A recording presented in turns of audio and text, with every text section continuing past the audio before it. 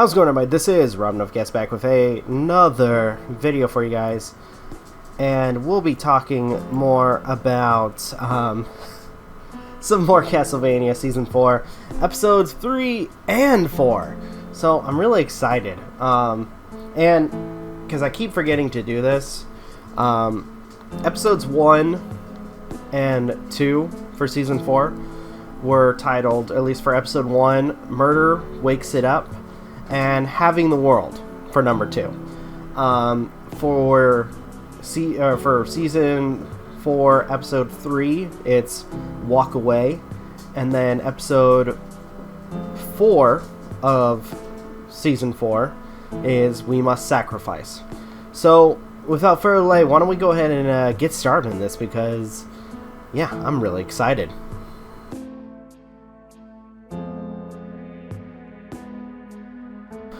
So, Season 4, Episode 3, Walk Away. We get to see a little bit of Isaac after the fight with the old wizard and Legion, or at least his version of Legion, where Isaac is rebuilding the city that the old wizard took over, had control of, before he died. And we have one of his minions, or at least the one that I guess near the end of Season 3 we found out was able to talk, or at least in the middle of Season 3 was able to talk, discuss to, or at least with Isaac, about what his goals are, and goes into talking about what basically the night creatures or the monsters or demons are pretty much brought to Earth in order to do. And Isaac kind of brings up the argument that when it comes down to, you know, the roles of either the night creatures or the demons that come to Earth, can vary. I guess including depending on, you know, what the Forge Master wants them to do. So in some sense, you know, discussing the fact that, by the way, giving the demon berries, because I guess it's been discussed that the demons or night creatures are actually souls from hell, or that souls that have been plucked from hell and then brought back to Earth to take on, or at least the actions of the Forge Master. So Isaac is giving this demon berries, and it, I guess, has memories of having the said berries, and I think it was like blackberries by the looks of it, and some other berry that was red, I don't know. But they both talk about, you know, how Isaac has changed, and apparently his goals as well have changed, when it comes down to what his objectives are. And I guess in some sense the fight with the old wizard has really changed him, or at least changed his perspective. At least that's what it seems like, because he is. I mean, when it comes down to it, for somebody who has been planning to, you know, destroy humanity, he basically made the mentions the fact that, like, you know, at least when it comes to his change, he's rebuilding this place in order for people to, you know, come and thrive, which makes no sense. This is something that we would never see Isaac do, or at least his motives anyway. But yeah, it's actually pretty cool. We also have a kind of moment with Morana and Striga, who discuss the plans, or Camilla's plans, and their faith in Camilla's plans are slowly but surely shaken, as if, like, or at least their trust or faith in Camilla is starting to, like, kind of break, especially when Striga ends up having to fight not warriors during daylight, because these human characters tried to attack the vampires during the day, but it turns out they were just regular farmers who have never had combat. And Striga, by the way, one of the coolest scenes in this whole episode, with her wearing day armor, that's what they call it. It looks really badass. Proceeds to slaughter all of these poor, helpless, or I mean, not helpless, but these poor people who are just trying to, you know, keep their lives together. And both of them are kind of wondering, again, if whether Camilla is in the right, or if they should continue this this crusade in some regard. After that, we also have a moment with Trevor and Sypha traversing through Turgoviste. I think that's how it is. Targoviste. I think that's how it's pronounced. Or Targovishta. Yeah, Targovishta.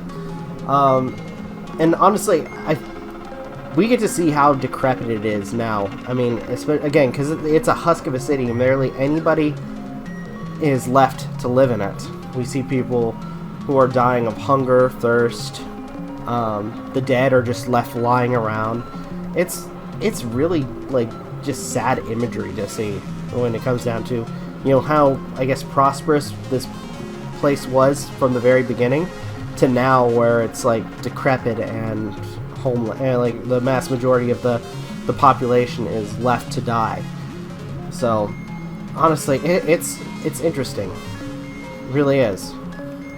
So, all in all, I will say I enjoy this episode. My favorite, I think, out of anything, my favorite had to be the one-sided fight with Striga in her day armor, which again is the coolest fucking scene in this entire episode.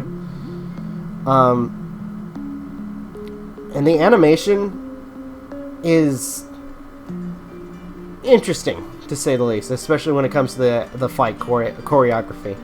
But anywho, that was my thoughts of episode 3. So let's go ahead and move on to episode 4.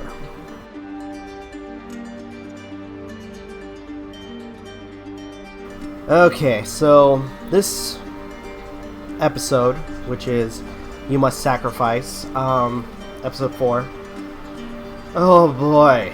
First off, they brought back probably one of my favorite characters from season 3. However, yeah, I'm not sure how I feel about the change with this character, but whatever. Let's go ahead and get into this.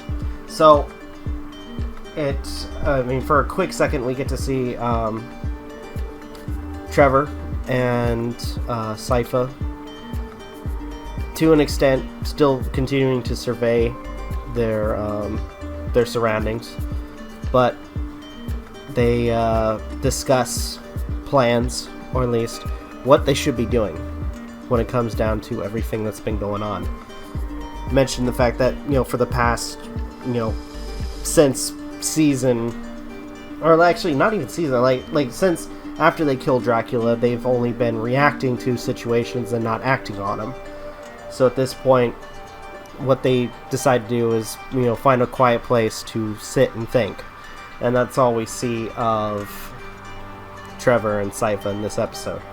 Afterwards, we have Alucard traveling to a town called Denesti, which is the town that needed his help.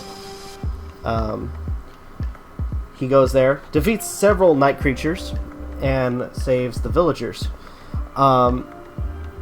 Who one of their leader, who is Greta, is both happy and kind of worried about, Alucard's involvement. But lo and behold, we also have another character who's trying to help, or at least that's what we think of at first. Actually, only briefly. Scholar Saint-Germain. Or Saint-Germain. Yeah, he came back. But, again, I'm kind of concerned about his return, because we see what happened after he entered the Infinite Corridor, where he finally, after a few failed attempts to try to access the exact corridor,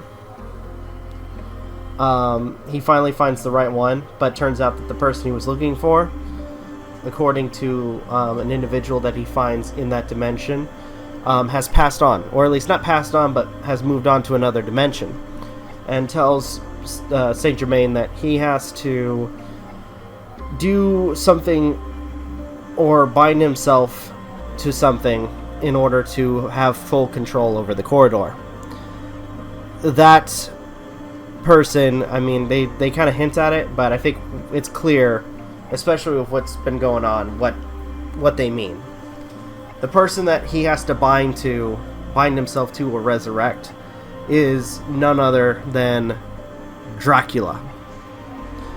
So we end up seeing his descent into kind of like evil, where he basically is plotting with the vampires to trap or use the individuals or individual villagers or citizens or whatever as the sacrifice for Dracula's return.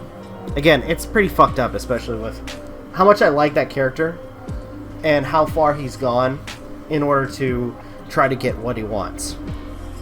So we see, like, again, step by step, some of the things he's done.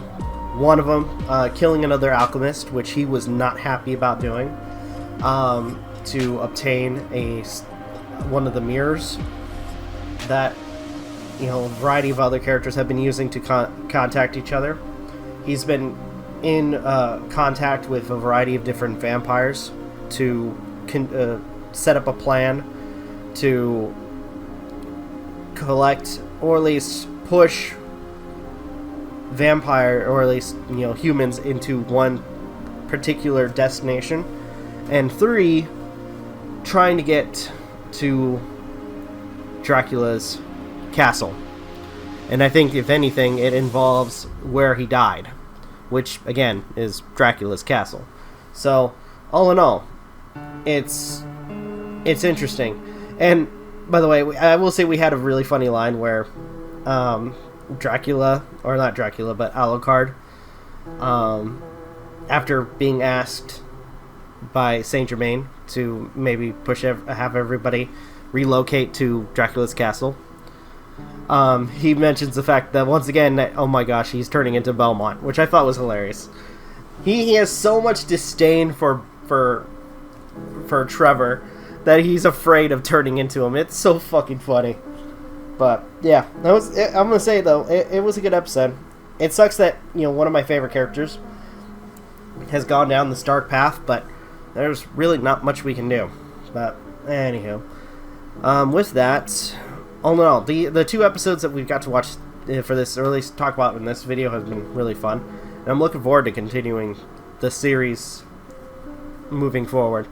So with that, I think I'm gonna go ahead and end this video here. Thank you guys so much for watching. Really appreciate it. If you guys can, please leave a like, comment, share, subscribe, all the good stuff. If you guys want to follow us on social media, links are in the description down below, as well as check out our daily content and the weekly podcast. With that being said, this is Novakast signing off. Have a good one, and take care. Peace.